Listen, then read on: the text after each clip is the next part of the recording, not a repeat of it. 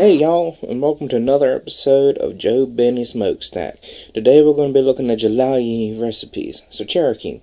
And if you're wondering why, well, after doing a lot, and I mean a heck of a lot of research, and finding that my family has Cherokee ancestry, I thought it would be interesting to kind of show some recipes from that side.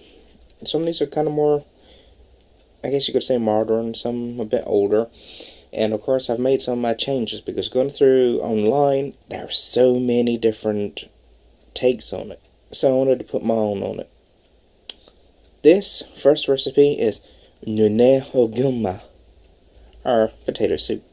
Traditionally the potatoes used would be not so much like the Irish potatoes like we would use today, but more of a starchy potato, kind of tuber. Here is what you need: 6 large potatoes, 2 onions,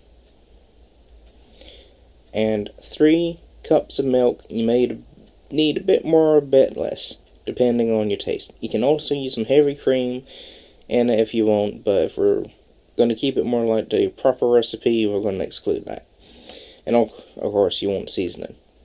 It's so simple. You want to allow roughly 1 potato per person. Cut your potato and onion up into small pieces, boil in the water until it's mashable. Then you want to add fresh milk and return to the heat so that everything warms up. Season to taste and serve. And that's it. So for the next recipe, it's also a soup, and it's black bean soup. Black beans are possibly one of my favorite you can use. They go in everything from Mexican to Asian, Southern, Cherokee. They're perfection, really. And this will be really filling and absolute perfect fuel for winter. Here is what you need to make it. You need 1/3 cup of oil. I use corn oil. 1 small or half a large leek, 2 cloves of garlic, 2 cans of black beans, nothing wrong with using cans, half a cup of water, and 1 teaspoon of cracked black pepper, and of course a pinch of salt to taste. So simply, you want to saute your leek in oil until it's golden, and then add your garlic and 1 of the cans of beans with their liquid. Only if the liquid's salt free, and water of course.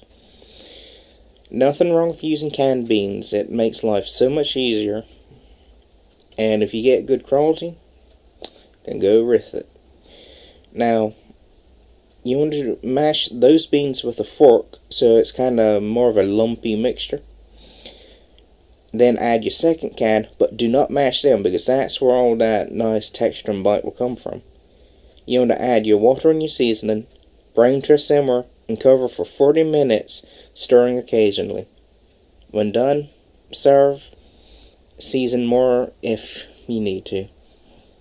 See how simple is that? And it's healthy, good for you, and will fuel you for all of winter. Now this final recipe is a little different. I guess you could call it a dessert recipe. And it's got to do with grapes. I love me some grapes. And if you're on the East Coast, especially down in Carolina, you want to use muscadine because that's what the recipe calls for. Over here in the United Kingdom, you can't find those. And I know it's hard to find them in other parts of the US. So we're going to cheat for this recipe. You can use a gallon of muscadines that's been juiced down simply by boiling and then straining. But here we're going to use pre-made grape juice.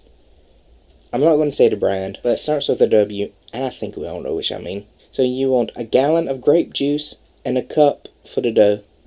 5 cups of flour and half a cup of sugar. Now boil your gallon of grape juice over low heat, making sure it doesn't burn. In a large bowl, mix 1 cup of grape juice that you left behind with the flour. Knead the mixture until it forms a nice dough. Now roll the dough out on a floured board until it's quite thin, and then cut into strips. Drop those strips into the boiling grape juice. Add sugar to sweeten. There you go. Again, it's a kind of interesting, not unhealthy exactly dish, and well, it's just going to give it a little flair. It's going to make people go, whoa, what on earth is that? And if you want to make it a little different, especially with Christmas coming up, if you want to make it a bit more like mulled wine, why not add some spices like cinnamon and cardamom into the dough?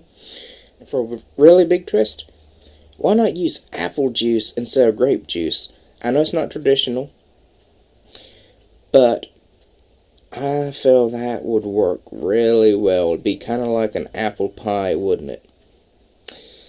Well, this might have been a short one this week, but I hope you enjoy it, and you can bet your butt that there's going to be more like this on the way.